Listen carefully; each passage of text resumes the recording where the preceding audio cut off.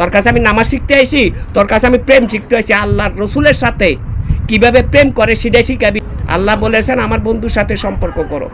আমার বন্ধুর সাথে সম্পর্ক করলে আমি আল্লাহর সাথে সম্পর্ক হবে। তাহলে বন্ধু খুঁজতে কই যাব? আমি মদিনায় যাব? আল্লাহ কোরআন শরীফের মাধ্যম দিয়ে দিয়া দিয়েছে, বন্ধু তোমার জামানায় আমার বন্ধু আমি প্রেরণ করে দিছি, তোমার কাছাকাছি আছে, তুমি খুঁজে নাও। ইন্নি জাআলাকুম ফিল আরদি খলিফাতান। সেই বন্ধুর ঘরের থেকে বলা হয়েছে মান আরেফা নাফসাহু ফাকাত আরাফা রাব্বাহু। মুমিনের কলবে আল্লাহ জাগ্রত, মুমিনের কলবকে আল্লাহর আরশ বলা হয়েছে, আল্লাহর ঘর বলা হয়েছে। তাহলে যিনি মমিন তিনের ঘরে বলা হয়েছে। আমানু বা মানুষের ঘরে বলা হয় নাই তো, মমিনের ঘরে বলা হয়েছে। তাহলে মমিন ব্যক্তিটা কে? মমিন ব্যক্তিটা তিনি যিনি তার মুর্শিদের রঙের সাথে রং হুবহুব মিলিয়ে ফেলেছে, সেই মুমিন হয়েছে। তার মধ্যে মুর্শিদ জাগ্রত হয়েছে, মানে আল্লাহ জাগ্রত হয়ে গেছে। যার অন্তরে আল্লাহ জাগ্রত হয়ে গেছে, তার অন্তর জাগ্রত অন্তরওয়ালাকে আল্লাহর ঘর, আল্লাহর আরশ বলা হয়েছে। ওই ব্যক্তি যেখানে বসে সেটাই হয়ে থাকে ভক্তের খানা কাবা, ভক্তের কাবাঘর। এই জন্যে বলা হয়েছে একটা দরবারের মধ্যে হরেক রকমের মানুষ অবস্থান করে। কেউ মুর্শিদের প্রেমে ফানা হয়ে যায়, কেউ অজু গোসলের মাধ্যমে আসে, কেউ নিয়তের মাধ্যমে আসে, কেউ জানার মাধ্যমে আসে। সব আসার মাধ্যমে আহ্বান বা স্বাগতম আল্লাহর পক্ষ থেকে আসে, ওয়েলকাম। কিন্তু এখানে অবস্থান করার পূর্বে কিছু নিয়ম নীতি রয়েছে। প্রত্যেকটি স্কুল শিক্ষার স্থানে, মাদ্রাসায়, মসজিদের মধ্যে একটা নিয়ম নীতি রয়েছে, আদর্শ রয়েছে, আছে কি না? সব দরবারের নীতি একরকমের না, সব দরবারে বক্তব্য একরকম। সব দরবারের বক্তব্য অলিয়া উলিয়া নবী রাসূলকে নিয়ে হয়, কিন্তু সব দরবারের আদর্শ এক এক আদর্শ, এক এক দরবারের আদর্শ এক এক রকম। এই জন্যে সঠিক আদর্শ কোথায় আছে সেটা যদি আমরা ফলো করতে হয়, তাহলে আমাকে আগে নিমজ্জিত হইতে হবে, আমি যেখানে যাই না কেন। অনেক পীরের ভক্তরা আছে, আরেক পীরের কাছে যাইয়া সালান খুয়াইয়া আসে। আমার তো কথাটা জানি না নি ভাজকা কেমনে সালান খুয়াই। অনেক পীরে শিখাইছে, খবরদার এই কথারে ব্যাখ্যা করতে যাইয়া কিছু কিশোরীর পীরেরা শিখাইছে, তুমি যাইতে পারবা, যাই বাবা যান। এই ভ্রমণটাই হলো একটা জমিন, এই জমিনের মধ্যে তোমার কাছে একটা ভাণ্ড আছে, তোমার ভাণ্ডটাকে তুমি শস্যা টুকাইয়া ভৈরা পূরণ করতে হবে। শস্যা কি? শস্যা সামান্য বিন্দু কণা বিড়লের থেকে তুমি টোকায় টোকায় পূরণ করো। সারা জীবনও যদি তুমি শস্যা টোকা, তোমার ভাণ্ড ভরবে না, ভরবে এক মুঠো তৈব না সারা জীবন। আর মুর্শিদ যদি এক চিমটা দিয়ে দেয়, সারা জীবন ধন্য হয়ে যায়। তাহলে শস্যা টোকাইয়া ভাণ্ড ভরবার লাগে কোন ফতুয়া দিছে? এটা কৃপণ ফতুয়া। এটা হলো ওই মুর্শিদ সারা বছর রোজু গোসলের কথা কইছে।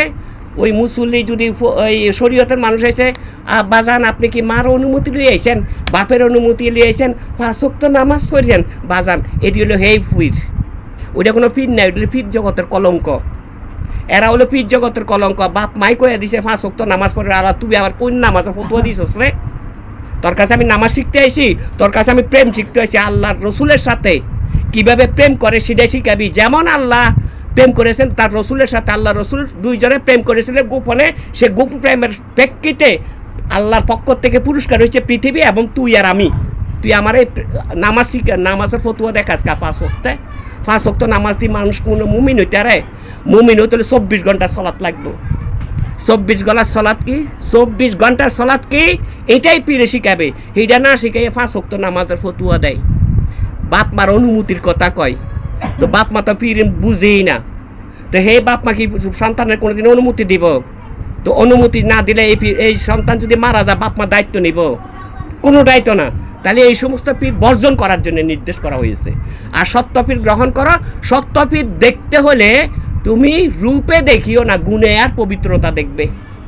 এবং সত্যপীর যেখানেই আছে সেইখানে অবস্থান করিয়া তোমাকে আগে নিয়ম নীতিগুলা দেখতে হবে।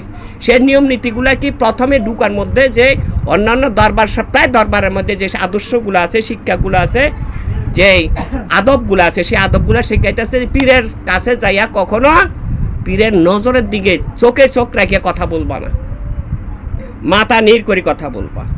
এই মাথা নীর করার অর্থ হলো তোমরা যারা আসো পীরের সামনে, যারা অবস্থান হয়েছ পীরের তরিকার বা বেতরিকার বা ভিন্ন তরিকার, সবাই পীরের কাছে অবস্থান করার মূলত কারণ হলো আমি আল্লাহর বন্ধু প্রতিনিধির নিকটে অবস্থান করেছি, যেখানে আল্লাহ জাগ্রত রয়েছে। সে জাগ্রত ওয়ালার সাথে কথা বলতে হলে আদবের সহিত কথা বলতে হবে। সে আদবের সহিতের প্রেক্ষিতে দেওয়া হয়েছে, তুমি ওই দরবারে যখন প্রবেশ করবা, প্রবেশ করার সাথে সাথে সেটা একটা থাকবে সংস্পর্শ। প্রথমে কি?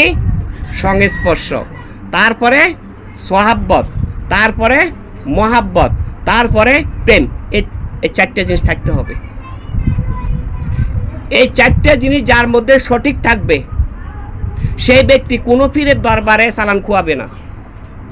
আর যে ব্যক্তি সোহাব্বত মহাব্বতের সঙ্গে স্পর্শ করার পরে নিজের মতো মনে করবে সে সালাম খুয়াই চলে আসবে, ওই পীরের দরবারের থেকে যদি তার পীর বা তার ব্যক্তিগত জীবন তার আমলের থেকে পাওয়ারই যদি হয়ে থাকে, সেখান থেকে সে সালাম খুয়াই আসবে। আর এইটারে লাগাই দিছে পীরের দরবারে যাইবা, কোনো দরবারে খাইবা না, কইয়া দিছিনি। খাইলে বাজান কি হইব? খাইলে তুমি ঋণ হয়ে যাবে তার কাছে।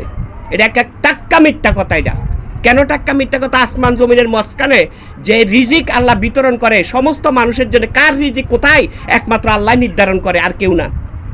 আমার মন চাইছে অমুক জায়গায় যাইতে, আমার পীর বহুদূর সিলেটে বা চট্টগ্রাম, আমি ঢাকায়, আমি আমার পীরকে অনুসরণ করি, ভালোবাসি, ভালোবাসতে বাসতে আমি সেখানে গেছি, স্বপ্নে দেখেছি বা মন চাইছে, সেখানে যাওয়ার পরে আমার কেউ খাবার দিছে, খাবার দেওয়ার পরে আমি খাইতে বসি, তখন আমার পীরের কথা মনে হচ্ছে, আমার পীর তো কইছে এনে খাওয়া যাবে না, খাইলে ঋণী হয়ে যায় মুগা।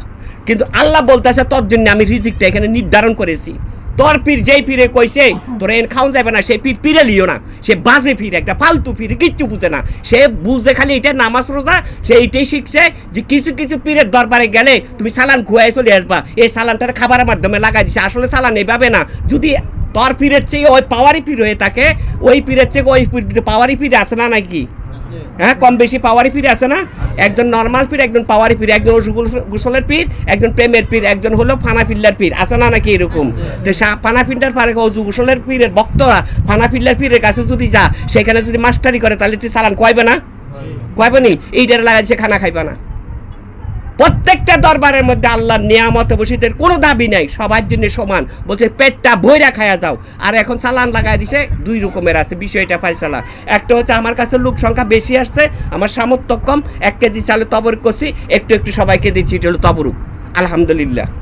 আরেকটা বিষয় হলো এখানে ভরপুর খাবার আছে, মানুষ যত আসে কোনো কমতি নাই, আল্লাহর রহমত আছে, খাইয়া যাও, তাহলে সেখানে খাইতে পারবা, সেটাও তবরুক।